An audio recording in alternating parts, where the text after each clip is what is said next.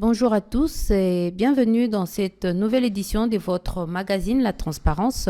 Vous nous suivez en direct des Sven Mediab à travers www.svenmediab.info et ici à Bukavu, vous pouvez cliquer sur 89.3 en direct de la radio Sven.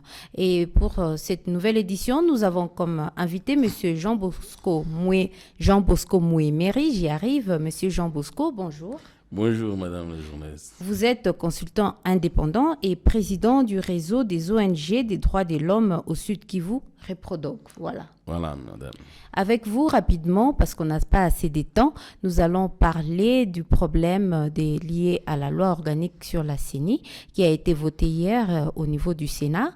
Les sénateurs comme les députés nationaux ont voté cette loi organique telle que leur envoyée par leurs collègues députés nationaux. Quelle est votre analyse, M. Jean Bosco Moué-Méry? Oui, je remarque d'abord qu'il n'y a pas eu de débat. C'est une loi qui passe très rapidement comme une enveloppe à la poste.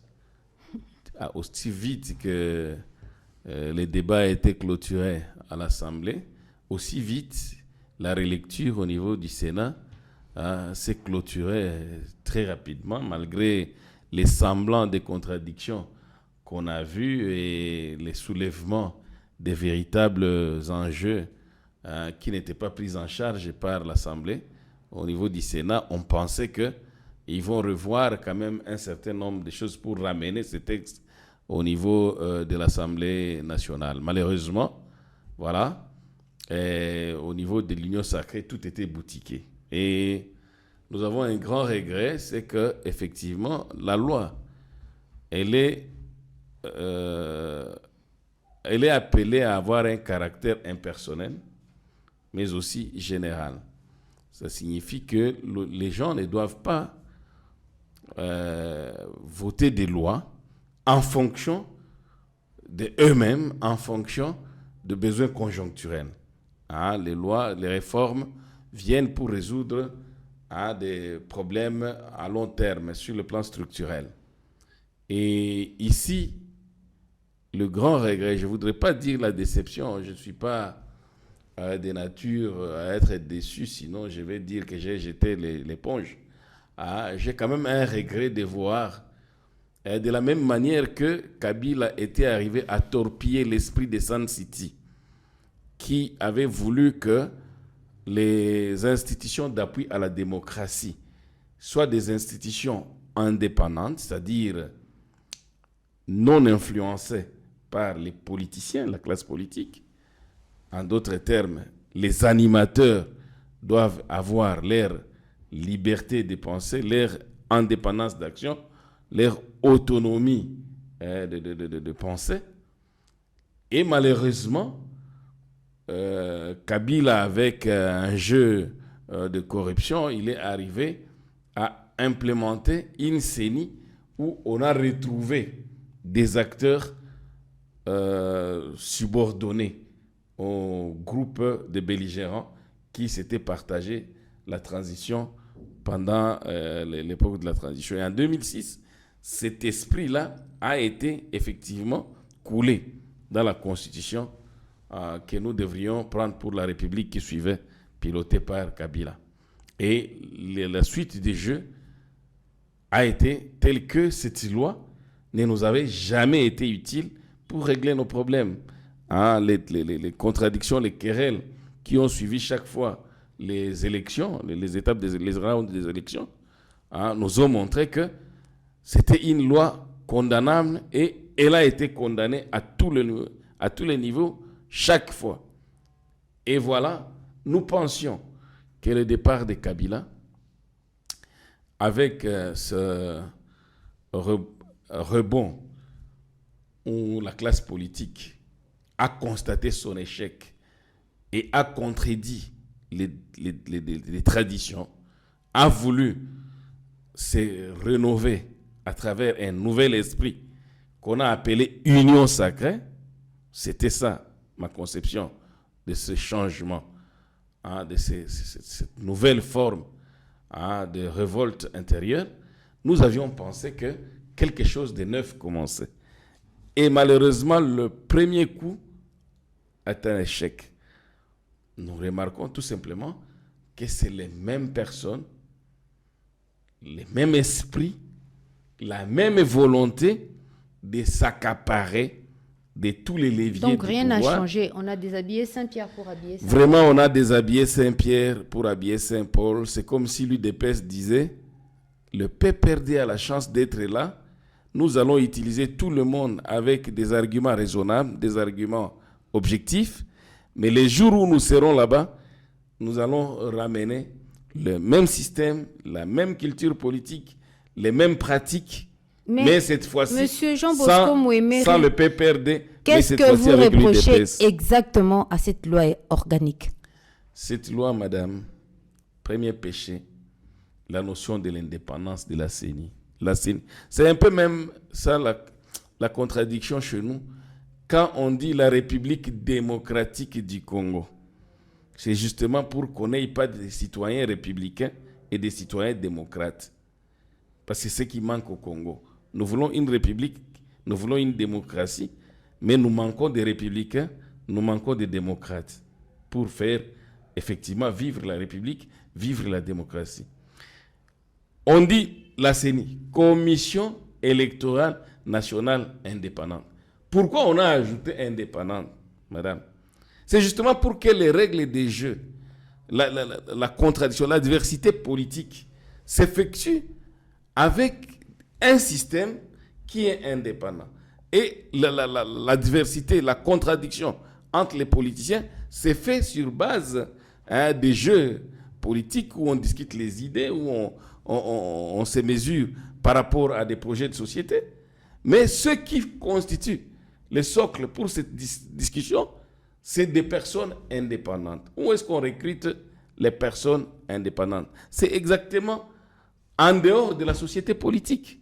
Donc la société civile. Mais c'est la société civile. Mais on dit que la société civile est politisée. Nous avons eu à l'époque, tous les présidents de la CENI d'ailleurs étaient venus de la société civile. On a eu Malou Malou, nous avons eu les pasteurs Ngoï Mulunda et à la fin c'était Corneille Nanga qui sont tous issus de la société civile. Oui, d'ailleurs. Exactement. Ce que vous êtes en train de dire, c'est me dire, j'ai décrié la CENI de l'époque Kabila qui a réussi à torpiller les systèmes. Qui a choisi Malou Malou? C'est Kabila. Qui a choisi Pasteur Mulunda? C'est Kabila. Qui a choisi Nanga? C'est Kabila. Comment vous voulez choisir quelqu'un qui ne vous est pas subordonné? Où est l'indépendance quand la personne vous est subordonnée? C'est ça. Donc l'indépendance, ça veut dire que ce n'est pas Kabila qui doit choisir quelqu'un de la société civile. Quelqu'un de la société civile doit être choisi au sein de la société civile par un jeu bien défini, bien régulé, avec un système bien nettoyé, transparent, et où chaque acteur de la société civile sent que le processus est légitime, les acteurs qui passent sont légitimes. Donc, madame, actuellement, nous sommes en train de voir que cette indépendance ne va plus exister. Pour 3 raisons d'ailleurs, même si on est en train de nous caresser en essayant de miroiter la société civile qu'on est passé de 3 à 5, oui, mais d'abord, ils ont commis les plus grands péchés que Kabila n'avait jamais commis, c'est que le président actuel de la CENI, avec la nouvelle loi, on a dépouillé. On lui a vidé de toute sa substance. On lui a vidé la substance de ses attributions. Ce qui est l'âme de la CENI devient les attributions des autres. Et les bureaux, il n'y a que lui.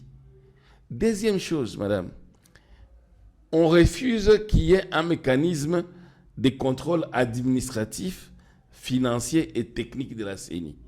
Ce qui fait que, au niveau interne, ces petits groupuscules qui a été responsabilisé par la loi, parmi les 7 dans le bureau, Oui. c'est ces petits groupuscules qui va imposer sa voix. c'est ce petit groupuscule qui va imprimer la conduite de la CENI. Parce que la plénière, elle peut tout dire, elle n'a aucun pouvoir. Du temps déjà des Malumalu, même de Pierre Mulunda, même de Nanga, la plénière, on prenait des décisions dans la plénière. Écoutez chacun qui était dans la plénière, ils vous diront, ils n'ont été que de figurants. Toutes les discussions, toutes les contradictions, les propositions qu'ils amenaient, c'était à prendre ou à laisser. Les bureaux n'avaient jamais tenu compte vraiment de manière décisive de leurs préoccupations, de leurs suggestions. Et que donc, tout était fait, noyauté par les petits bureaux. Et dans les bureaux, qui était réellement l'homme orchestre? C'était le vice-président. C'est connu. Il décidait de tout. Nanga jouait le protocole. Quelquefois, il devait signer de l'argent. Mais maintenant, l'actuel, ne serait-ce que pour apparaître devant les journalistes. C'est juste une enveloppe. Juste devant les journalistes. Et le reste, c'est les autres. Et les autres, c'est qui c'est pratiquement l'union sacrée. Et qui va désigner même ceux de l'opposition finalement? C'est l'union sacrée. Donc, on est pratiquement dans un système qui s'accapare de tous les leviers du pouvoir. Franchement, nous sommes en train de construire même une monarchie en RDC. Dans un système qu'on voulait démocratique, les acteurs rêvent d'une monarchie. Nous sommes partis de nos villages avec la culture du Mwami. Nous arrivons dans un État qui veut donner la parole à tout le monde pour que les règles modernes de la gouvernance fonctionnent, mais il y a une rupture entre nos propres élans civilisationnels ou, je dirais, anthropologiques et la modernité, les règles, les critères modernes de gouvernance. Et donc, là, on sent des hommes qui ont besoin d'un Mwami. Et on veut faire de Tshisekedi, actuellement, un Mwami. On oublie. Donc, un roi, pour ceux qui ne connaissent pas les Mwami. Un roi, c'est ça exactement. D'ailleurs, un roi aussi, souvent, il est même limité par la cour qui est organisée avec... Il y a des rois qui ne gèrent pas. Donc, mais chez nous, les Mwami, c'était pratiquement entre les surnaturels et les naturels. Donc, on n'avait pas de même mise sur le surnaturel symbolique du Mwami. Vous voyez? Donc, on rêve encore de ça. Et ce sont des intellectuels qui sont restés paysans dans leurs esprits. Vous voyez, madame? Donc, c'est vraiment un problème, cette classe politique. Et je regrette même qu'un homme comme Mbata, parce qu'il faut les citer, qui était avec nous dans tous les débats, on a évolué dans toutes les décisions à Kinshasa. Il réfléchit scientifique, il vous donne des éléments. C'est vraiment un éminent professeur de droit constitutionnel. Il était l'espoir pour ce pays. Mais quand je regarde aujourd'hui, il nous trahit pour nous dire, sur toutes les chaînes, il lui passe, que la CENI, fondamentalement, ne peut être que politique. En d'autres termes, il contredit tous les débats généalogiques qui a précédé. Donc, on devrait même changer la dénomination de la CENI, voilà. Enlever les termes indépendants. Indépendant, je dis seulement la CENI du délit des pestes. Et là, j'ai entendu une proposition des professeurs Nyaluma. On doit arrêter cette tragédie. Donc, cette comédie. Tout d'un coup, on arrête avec les questions des CENI. On laisse les collectivités au niveau local, au niveau intermédiaire, gérer les questions des élections. Qu'on donne ça à l'administration publique. On fait encore confiance aux administrateurs. Et quand ils tricheront, on saura que, bon, ils ont manipulé, mais au moins, on saura chaque fois gérer les gaps au niveau d'échelle. Alors qu'avec la CENI, c'est centralisé et c'est manœuvré à un niveau très haut. Je préfère encore qu'on regrette des résultats qui nous sont donnés par l'administration, mais que l'on sache qu'on a affaire à l'administration et que donc c'est l'administration qu'il faut réparer, plutôt que de continuer avec des hommes politiques qui viennent dans le Parlement, envoyés pour représenter les peuples. Quand ils arrivent là-bas, la première chose à faire, c'est de compétir pour trahir les peuples. Donc, c'est très malheureux. Alors, M. Jean Bosco Mouemeri, maintenant que le Sénat a déjà adopté la loi, quelles sont les actions, que peut-on s'attendre de la société civile, étant donné que la balle est maintenant du côté de la Cour constitutionnelle avant que les chefs de l'État ne promulguent cette loi organique? Bien, quand je vois comment les choses sont en train de passer, je comprends comment les choses sont en train d'être télécommandées. Je ne doute pas que le président... Donc les choses sont télécommandées. Je ne doute pas que le chef de l'État va le promulguer très vite, avant même qu'on ait réfléchi. Je crois même que ce sera au courant de cette semaine qu'il va promulguer. Tout peut attendre, mais sauf ça. Donc la loi, même la Cour constitutionnelle ne peut rien changer. Non, non, comment ça? Quand vous remarquez, l'union sacrée, c'est qui? L'union sacrée, c'est à la fois aussi la Cour constitutionnelle actuelle, les chefs de l'État. Donc, je parie que ça va passer. Mais la lutte pour la société civile n'est pas terminée pour autant. Nous devons quand même arriver à doter ces pays un jour des bases structurelles. Nous devons arriver à doter ces pays des logiques qui fonctionnent à long terme. Nous devons être capables de décider un destin national qui est préparé par nous. Nous ne devons pas subir les changements. Nous devons diriger notre changement. En dépit de la classe politique, en dépit de tous ces petits mondes qui est plus ou moins dans la course des intérêts conjoncturels, un jour, nous allons être capables de maîtriser nos propres leviers de notre destin. Et je crois que c'est à ça que nous devons maintenant commencer à réfléchir, plutôt que de penser que les hommes et les femmes que nous avions élus pouvaient nous aider à imprimer une nouvelle initiative d'avenir, des scénarios d'avenir avec d'autres ingrédients. Donc ça, c'est à revoir, madame. Alors, M. Jean Bosco Mouemeri, que direz-vous de la proposition de Martin Fayoulou, qui a demandé à la société civile de ne pas envoyer son représentant à la tête de la CENI? Bien, Martin Fayoulou est un politicien. Je regrette, il ne peut plus m'embarquer. Tous ceux avec qui il était, les mêmes gens avec qui il était dans la cuisine pour préparer les choses d'avenir, quand je regarde comment il se comporte, je ne vois pas Martin Fayoulou en quoi il serait si différent s'il était aujourd'hui aux affaires. Il parle encore langage proche de la société civile parce qu'il est dans l'opposition. Donc à vous entendre parler, vous êtes déçu des politiques? Je ne suis pas déçu des politiques, je suis déçu de nos politiciens. C'est différent. Okay. Nos politiciens, je regrette aussi, c'est même ça la panne de cette forme de démocratie que nous avons. Nous avons une démocratie basée sur les partis politiques. Malheureusement, les partis politiques n'ont pas d'école. Les partis politiques n'ont pas de mécanisme pour cultiver l'essence des civisme, des responsabilités, des civilités, des citoyennetés. Non, il n'y en a pas.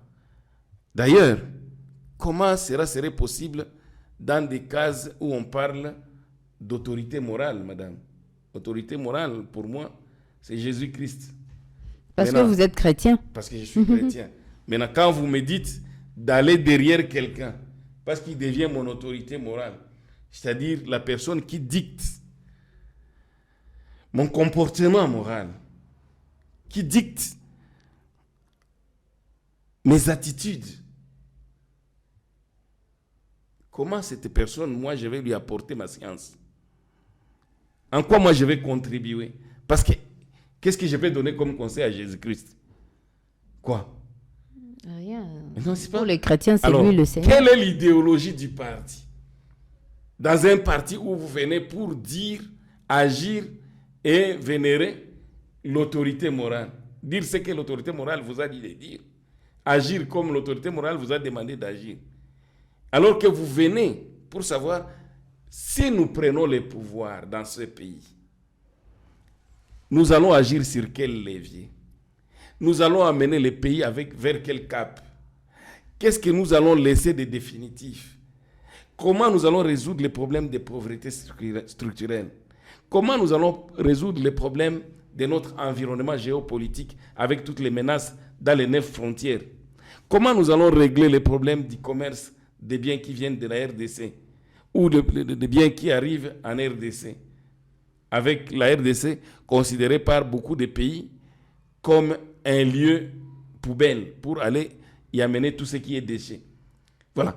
Quand on n'a pas ce débat dans le parti politique, madame, tout ce qui émerge au nom des partis politiques, dans la classe politique, c'est des personnes avec une connaissance au rabais de ce que doit être l'État.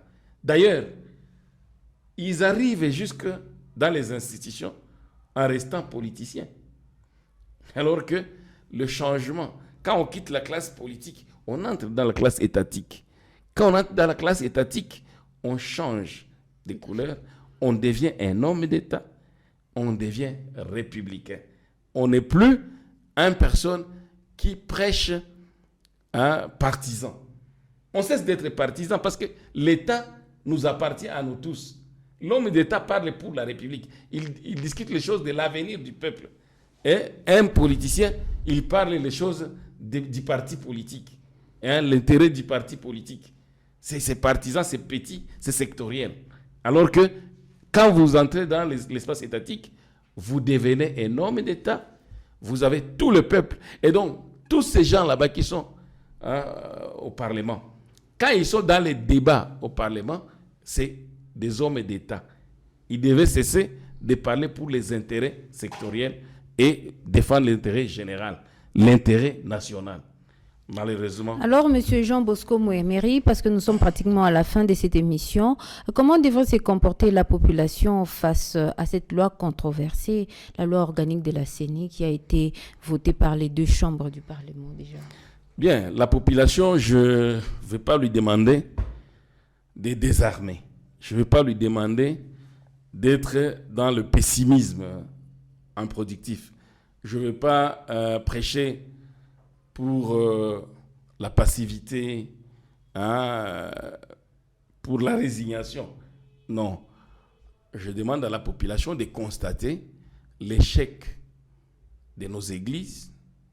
Nos églises n'ont pas formé de bons chrétiens qui peuvent mettre devant eux l'intérêt général, ce qui est messianique. Ça, c'est pour ceux qui sont chrétiens. Ça, c'est pour ceux qui croient en Dieu. Parce que l'amour du prochain, c'est ça, l'amour qui représente Dieu. Donc, l'échec de nos familles. On ne nous a pas appris dans nos familles la solidarité, être solidaire avec les autres. Que ceux qui ont soient solidaires avec ceux qui n'ont pas. Que ceux qui sont en de bonnes positions soient solidaires avec ceux qui sont en bas. Et qu'ils fassent fonctionner l'ascenseur qui monte, qui descend et qui porte des valeurs. C'est l'échec à la fois aussi de notre école. L'école n'a pas formé des hommes capables d'avoir l'intégrité. C'est l'échec à la fois de nos institutions coutumières. Nos institutions coutumières n'ont pas été capables de forcer cette civilisation de solidarité qui était celle de nos ancêtres. Voilà. Et donc, à la population, maintenant, je demande de revoir les méthodes qui fonctionnent et qui ne fonctionnent pas, de réformer au niveau des familles la question de coexistence, l'amour, comment on doit communiquer l'amour aux enfants pour que l'intérêt de la famille, l'intérêt de la collectivité prime avant l'intérêt de l'individu. Si on arrive là-bas, ça va changer à l'école peut-être, ça va aussi changer à l'école des dimanches, à l'église, ou à la mosquée, ou je ne sais pas moi. ainsi de suite. Et on va imprimer une autre manière de voir les choses. Et peut-être, nous allons avoir une nation, plutôt que d'avoir des minuscules particules dans la nation. Voilà, ça c'est tout ce que je peux demander. Mais c'est mettre ensemble dans une lutte, c'est-à-dire la lutte ne fait que commencer. On croyait qu'on était au bout. Mais on vient de se rendre compte. La lutte, c'est chaque jour. La lutte dans la vie, c'est chaque jour. On vient de se rendre que nous avions embarqué dans les bus au début.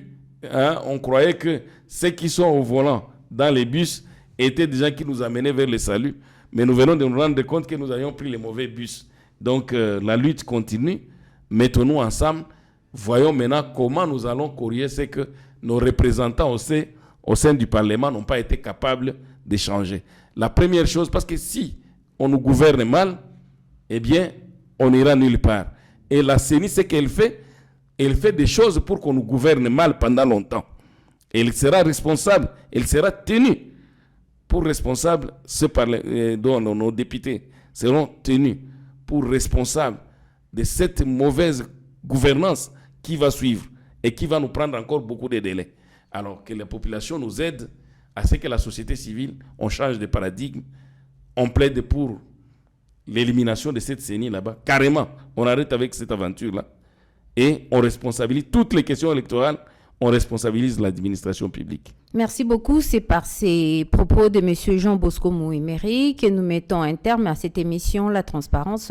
J'étais Judith Assine à la présentation. Aujourd'hui, nous avons eu comme invité le président du réseau des ONG des droits de l'homme au Sud Kivu, Reprodoconsible, M. Jean Bosco. Nous vous remercions et à très bientôt. Merci, continuez de nous suivre sur www.svenmediab.info et ici à Bukavu, cliquez sur 89.3 en direct de la radio Sven. Merci et à très bientôt.